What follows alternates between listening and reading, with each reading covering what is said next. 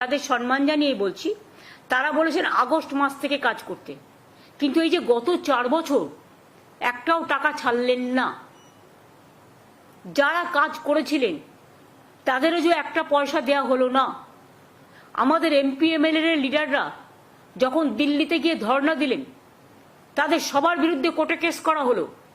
আমরা rail booking করেছিলাম, রেলের বুকিং ক্যান্সেল করে দেওয়া হলো লাস্ট মোমেন্টে। বাসে বাসে গরিব লোকগুলো গেছিল দিল্লিতে। এমনকি হাফ মিনিস্টার চুনোপুটি তিনি টাইম দিয়েও আমাদের এমপি টিমের সাথে মিনিস্টারদের সাথে মিট করেননি। অনেক অসম্মান, অনেক অপমান করেছেন।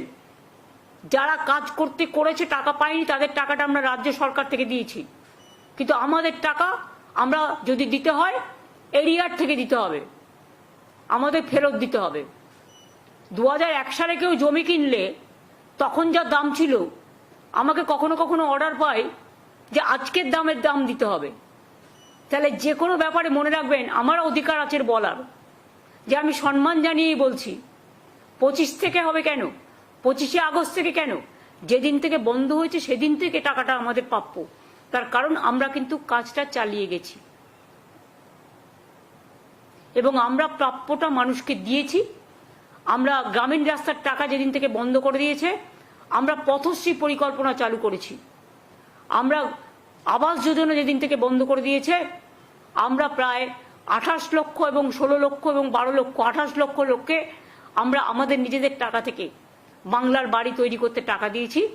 তার আগেও আমাদের যে শেয়ার ছিল, সেই শেয়ার থেকেও আমরা 47 লক্ষ বাড়ি করে দিয়েছি। আর পথশ্রীতেও প্রায় আমরা নিজেদের টাকা দিয়ে, রাজ্য সরকারের টাকা দিয়ে 28,000 কিলোমিটার রাস্তা তৈরি করেছি। আরো 12,000 কিলোমিটার করেছি, আগামী দিনে আরো কয়েক হাজার রাস্তা করব। আর আমাদের টাকা ডাইভার্ট করে অন্য রাজ্যকে দেওয়া হয়েছে কেন? এটা ক্রিমিনাল অফেন্স নয়? এই উত্তরগুলো তো চাই, আমরা তো বিচার চাইছি, যেটা ন্যায়সঙ্গত আমরা সেটা মানবো। 25শে আগস্ট থেকে দেবে কেন? ইলেকশন আসছে বলে লোক দেখানো? আর গত 4 বছর যারা না খেয়েছিল তাদের দিকে একবার তাকিয়েছেন? কাজ করিয়ে টাকা দেননি, লজ্জা করে না? যে এমপি এমএলএরা আপনাদের কথা অনুযায়ী পারমিশন নিয়ে যন্তর মন্তরে ধর্ণা দিয়েছিল, তারা তো কোনো অন্যায় করেনি। তাদের প্রত্যেকের বিরুদ্ধে নোটিশ পাঠিয়েছেন, থানা থেকে এফআইআর করেছেন, এবং তাদের মধ্যরাতে অ্যাপয়েন্টমেন্ট না দিয়ে, অ্যাপয়েন্টমেন্ট থাকা সত্ত্বেও মিনিস্টার দেখা না করে, আমরা চাই অ্যাপয়েন্টমেন্ট করে আসুন। কেউ অ্যাপয়েন্টমেন্ট চাইলে অ্যাপয়েন্টমেন্ট আমি নিশ্চয়ই আমার টাইম মতো দেবো, সেটা তারা ঠিক করবে না, কিন্তু ওরা তো অ্যাপয়েন্টমেন্ট করে গিয়েছিল। তা সত্ত্বেও তাদের ঘাট ধরে সব কটাকে চ্যাংদোলা করে মধ্যরাতে পুলিশ স্টেশনে নিয়ে চলে গেলেন। মনে পড়ছে একবারও? এই তো 100 দিনের কাজের কথাই, যে গরিব লোকগুলো 3 দিন ধরে বাসে করে গেছে, একবারও তাদের কথা ভেবেছিলেন? আমরা কথা দিয়েছিলাম ওরা না দিলে আমরা দেব, তাই আমরা দিয়েছি। এখনো মনে রাখবেন, কর্মশ্রী প্রজেক্টের মাধ্যমে আমরা 1.5 কোটির ওপর ম্যান্ডেজ তৈরি করেছি। এবং এখনো বাংলার পরিযায়ী শ্রমিকরা 22 লক্ষ আমাদের রেজিস্ট্রেশন আছে, তাদের জন্য একটা পোর্টালও আছে, যদি কোনো অসুবিধায় পড়ে তারা আমাদের জানায়। বাংলা ভাষায় কথা বললে, সেগুলো মাদার টাং তো যে যেখানে থাক বলবে, বলতেই পারে। হ্যাঁ, যেখানে কি যে মাদার টাং বোঝে না, হিন্দি বলে, সে হিন্দিও বলে। নিজেদের মধ্যে তো মাদার টাঙে কথা বলতেই পারে, সেটা বলা তো অপরাধ নয়। তাদের পুশ ব্যাক করে প্লেনে করে নিয়ে এসে বাংলাদেশে ছেড়ে দেওয়া হচ্ছে। সে তার প্যান কার্ড দেখাচ্ছে, আধার কার্ড দেখাচ্ছে, ইনকাম ট্যাক্স ফাইল, মানে ইনকাম ট্যাক্স ফাইল নেই, ওরা অত বড় লোক নয়, গরিব। তা সত্ত্বেও তাদের মারা হচ্ছে, অত্যাচার করা হচ্ছে।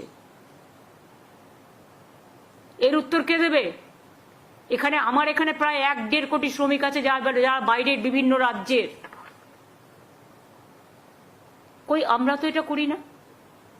We don't misbehave with any people from any parts of the country or any parts from of the world. But why you misbehave, BJP state? Why you beat our people? If they speak Bengali, do you think it's a crime? It is our mother tongue. Everybody have the right to speak their mother tongue. I love all the languages. Every local people, they have their own local languages. We respect that.